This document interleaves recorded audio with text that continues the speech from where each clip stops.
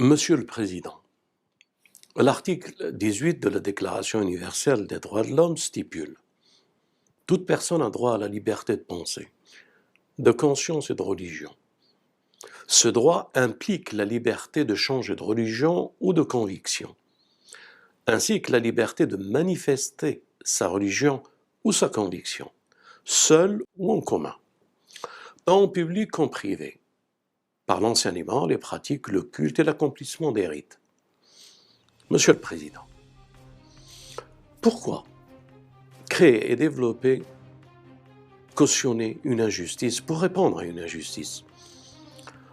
Quand nous développons, structurons, renforçant et propageant une injustice en pensant défendre nos valeurs et que nous lui donnons un drapeau, des armes, nous ne pouvons qu'obtenir des francs antagonistes. Ainsi, nous obtenons des hommes et des femmes qui se sentent menacés, désignés, insultés, colonisés, appauvris, marginalisés, exclus et certains même terrorisés par ce qui se passe.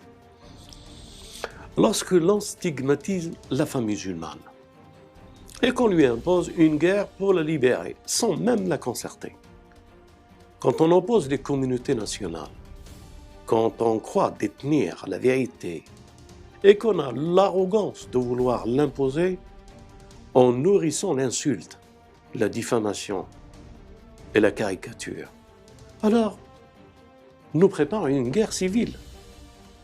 Nous sommes conscients de participer à ce chaos, dont les stigmates sont présents ici en France et aussi en Europe et dans le monde. Ne sommes-nous pas le terreau du terrorisme? Ne sommes-nous pas arrivés à un point de non-retour? Et ceux qui ont programmé tout cela n'ont-ils pas atteint leur objectif? Une guerre des civilisations. L'information est devenue une idéologie. Les journalistes, une arme au service de lobby. Lorsqu'on l'enseigne au nom de la liberté d'expression, le contraire des principes républicains, nous contribuons à créer des conflits, des amalgames. N'avez-vous pas déclaré au début de votre mandat, Monsieur le Président, que votre plus grand ennemi était ces mêmes lobbies, ce monde de la finance?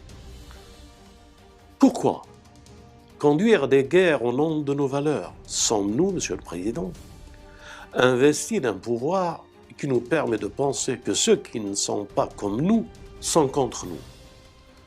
Nos valeurs ne devraient-elles pas être universelles si nous étions des hommes libres? Monsieur le Président, y a-t-il aujourd'hui un moyen de s'en sortir? En tant que musulman, je vous interpelle. Que voulez-vous de nous? Sinon, laissez-nous construire. Seul le religieux peut construire pour faire sortir le meilleur de l'homme. Prenez les infrastructures, l'économie, la sécurité de la nation et laissez aux hommes de foi le soin de construire et de façonner les citoyens en leur faisant prendre conscience que chacune de leur vie a un sens dans cette République. La laïcité ne préconise-t-elle pas la séparation du religieux et du politique, le respect et la liberté religieuse? Alors pourquoi le politique s'immisce dans la religion en désignant ceux qui doivent être les représentants de différentes communautés nationales? Sommes-nous prêts à revenir à la Déclaration universelle des droits de l'homme? Ou voulons-nous persister dans nos erreurs et l'injustice qui existe aujourd'hui? Voulons-nous des responsables permanents ou ce qu'il y a aujourd'hui, des responsables saisonniers? Monsieur le Président, la première cause de l'insécurité est l'ignorance. On pointe du doigt l'éducation des parents et on les rend responsables de ce qui arrive aujourd'hui.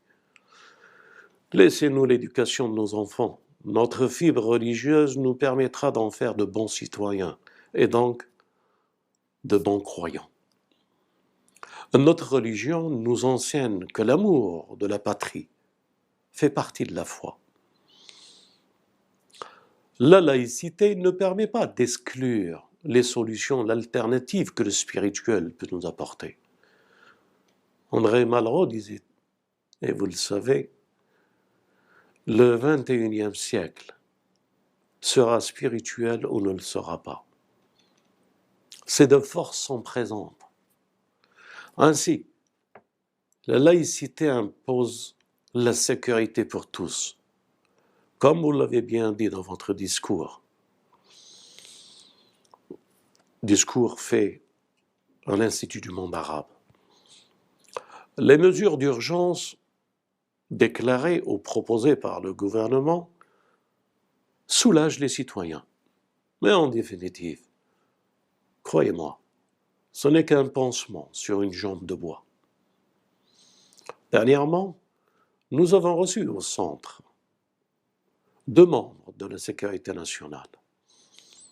Nous avons eu une discussion franche et amicale sur l'insécurité. Et ils nous ont certifié que ce rapport vous sera transmis, ainsi qu'au Premier ministre et au ministre de l'Intérieur.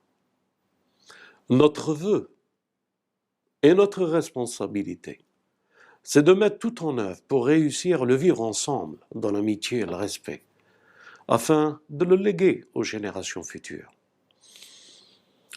Monsieur le Président, nous nous sentons menacés au même titre que la nation.